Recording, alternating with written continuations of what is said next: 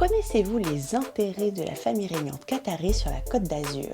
Alors, j'ai nommé les Al Thani, soit l'ex-émir et père Hamad et le fils qui est l'actuel émir Tamim. Alors pour résumer en 2 mots les intérêts du Qatar ici, c'est l'immobilier et l'hôtellerie de luxe. On compte 2 maisons dans le Var, une à Fayence et l'autre à Comtes-sur-Artuby. Il y en a aussi quelques-unes dans les Alpes-Maritimes, par exemple à Mougins, à Valoris ou à Antibes. À Mouansartou, une douzaine de sociétés civiles immobilières, soit des SCI, seraient liées à la famille régnante et plus particulièrement à l'émir Tamim. Ces SCI détiendraient un lot de villas et des dizaines d'hectares de terrain.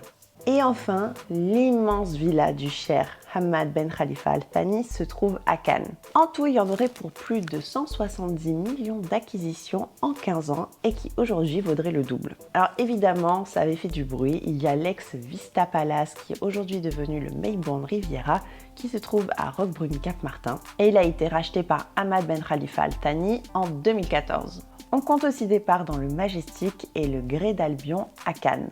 Toujours à Cannes, ils ont racheté les mythiques Carlton et Martinez. Dans les établissements plus, on peut compter le Casino Croisette à Cannes ou encore le Palais de la Méditerranée à Nice. Et vous me direz, mais quels sont les intérêts de la France à accepter ces investissements? Eh bien, pas mal de contrats en fait. Je vous parlais d'ailleurs dans cette vidéo des intérêts économiques de la France au Qatar. Mais ce n'est pas tout. Le 14 janvier 2008, Nicolas Sarkozy, alors fraîchement élu président de la République, a modifié la convention fiscale en vigueur avec le Qatar. Ce qui a fait de la France quasiment un paradis fiscal en exonérant de taxes les plus-values, comme l'explique dans ce papier Christian Chesneau, qui est journaliste et assez spécialisé sur le sujet. Mais du coup, ce serait une ancienne promesse de Jacques Chirac en échange de l'achat en fait de 80 Airbus A350 pour un montant de plus de 16 milliards de dollars.